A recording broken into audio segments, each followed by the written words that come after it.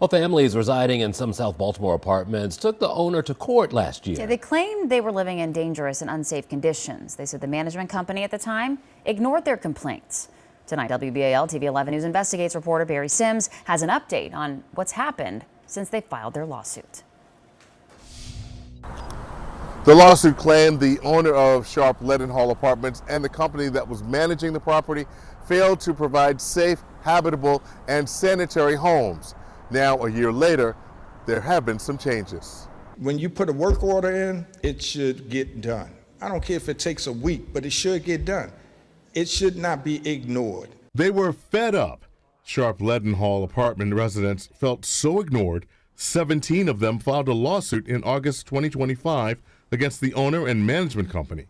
Their complaints: water leaking into their apartments, electrical problems, and rodent infestations. They were burrowing extensively on the property, and almost every tenant I talked to was having issues with rodents inside their homes. Mice, rats, whole families nesting.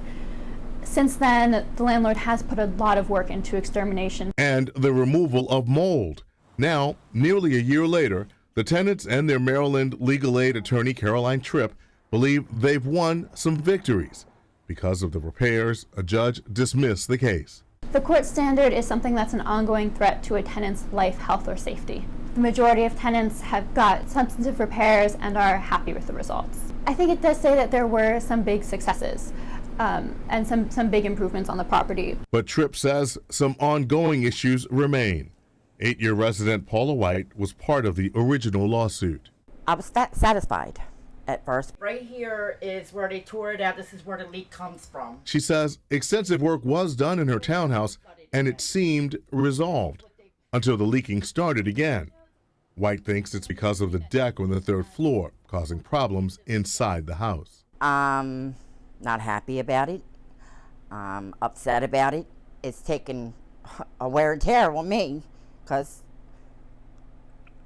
I just want my house fixed the right way. I'm tired of my stuff getting ruined. White has filed another court action. WBAL-TV 11 News investigates contacted HVPG, Leadenhall's property owner. The company would not comment on the active legal matter. It is pleased the court dismissed the original suit. In an email, a company spokesperson writes, in part, "Our focus has been on investing in the property to improve residents' quality of life. Over the past year, we have completed significant repairs and improvements throughout the community while continuing to address resident concerns." Baltimore City Councilman Zach Blanchard continues monitoring this situation and others in his district. Raising the red flag and, on multiple problematic property owners of senior homes or, low-income apartment buildings and whatnot. And this is a consistent problem that we've had across the district. The 11th district, unfortunately, had the most properties on the problem. Blanchard did multiple tours at Leadenhall and talked to tenants about long-standing issues. Now, he says, there are definitely things that are moving in the right direction. There are definitely things that still need to be resolved. And I think it's a testament to the tenants being tenacious and consistent and organized. It's some testament to the ownership responding and being more involved. Blanchard tells us he is proud of the small role he has been able to play in getting things turned around. Barry Sims, WBAL-TV 11 News investigates.